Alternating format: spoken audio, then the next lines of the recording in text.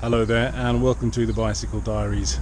Let's go and meet somebody who's doing something truly extraordinary.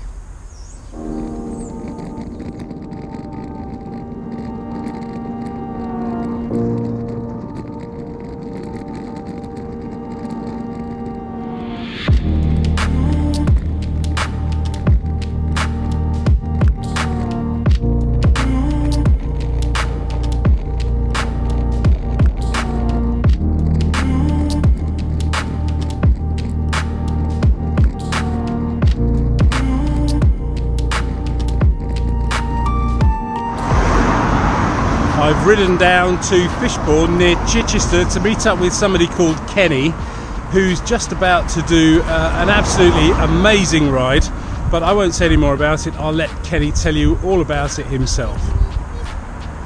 So Kenny, tell us a bit about what you're doing today, please. So today I'm beginning my 50-day ride around the UK. I've just started from Chichester and literally probably just done the first mile now, met up with Leonard, yeah, we're just heading west. How far have you got to go today?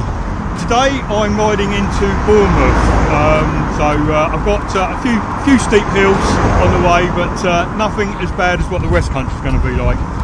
And how far have you got to ride in total? So in total I should be riding 2,655 miles over 50 days. And tell us a bit about why you're doing it.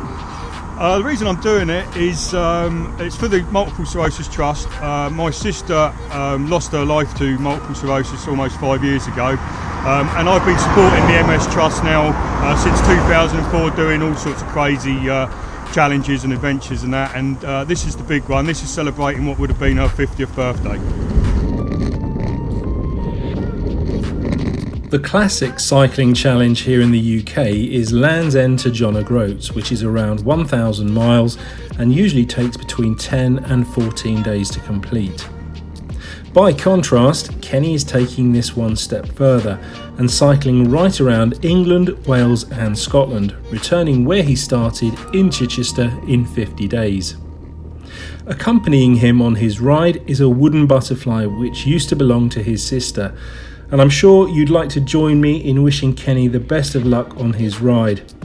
If you'd like to follow his progress, I'll put a link to his Facebook page in the description below this film. 2,653 miles to go.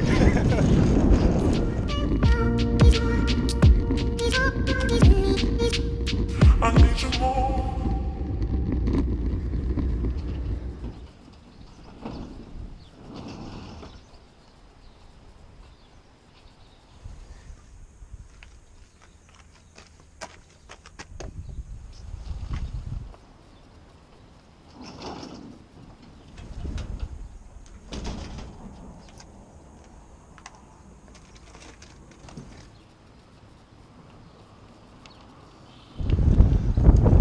After meeting Kenny and hearing about his epic 2,500 mile journey around the UK and cycling every day for 50 days, I thought, well, I've not really got any excuse not to do my 30 days of cycling. So here we are, day one.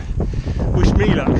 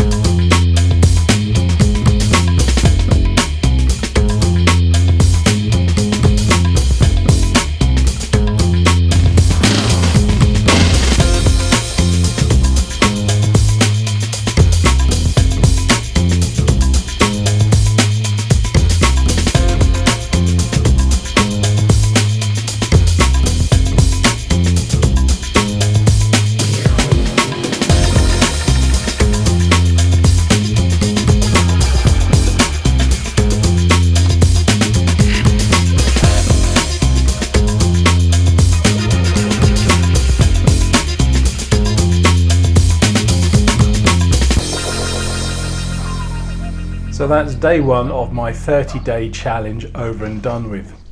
If you weren't watching last week, I'll just quickly go over the rules. Basically, I've set myself a challenge of riding every single day for the next 30 days, and I have to ride at least 25 kilometers.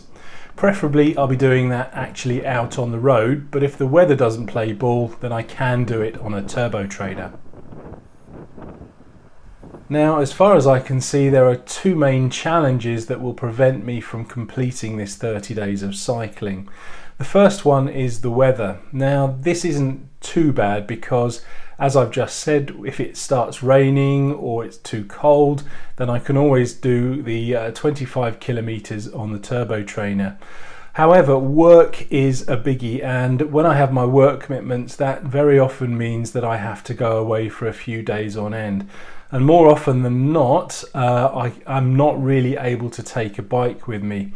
If I was able to, then the other challenge is that I work pretty long hours, so it's finding the time to actually ride while I'm working. And just to give you some idea, the last working day I did, which was last Friday, was a 20-hour day, and that was from getting up in the morning to actually getting home at night. So as you can see, with work commitments like that, finding another hour where I can go out cycling, or even the motivation to actually go out and do it after such a long day, is going to be very, very difficult. So let's just see what happens.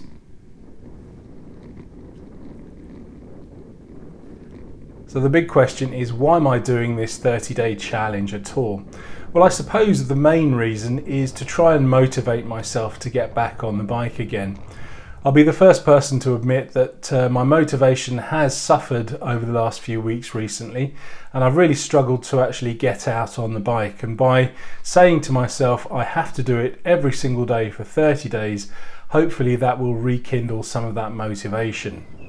Plus, I'm also seeing if it's going to have any effect on my body. Now, obviously, cycling every day will have some sort of positive effect. I'm also eating a bit healthily as well, so combine that with the cycling and the extra exercise, hopefully I will lose a few kilos and gain a bit of extra fitness. And finally, I'm just seeing if I can actually do it.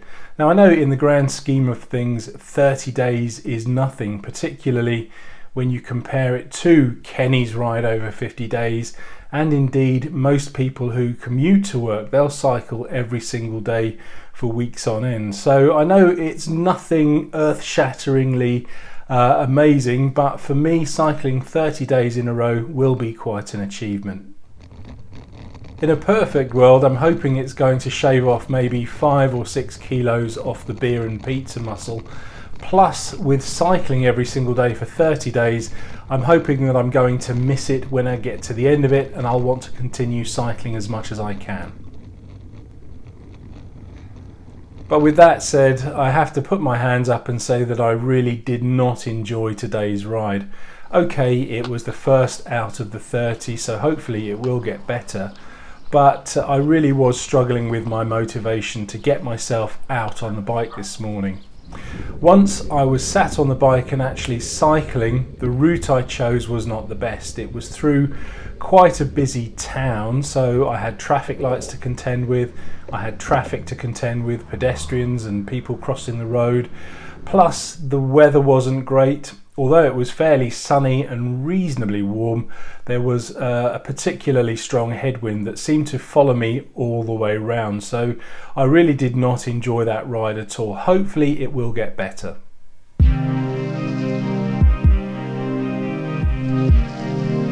Now, it appears that I raised quite a few eyebrows last week with one of the rides that I did. Basically, I put the Relive film onto the vlog last week, and the peak heart rate, according to Strava and according to Relive, was 212 beats per minute, and that got quite a few people concerned about my health and my fitness, and me being on the verge of a coronary heart attack or something. I can tell you that it was actually only a fault with the sensor. I've changed the battery on the heart rate sensor now, and everything seems to be working properly, so you can all calm down. I'm not going to die of a heart attack, or at least I don't think I am, and we can continue everything as normal.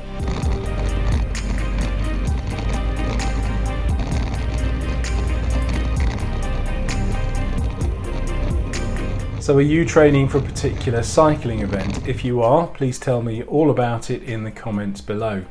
If you found this film useful, please like and share, and if you'd like to get the most out of your cycling, please consider subscribing for my regular weekly uploads. Thanks for watching.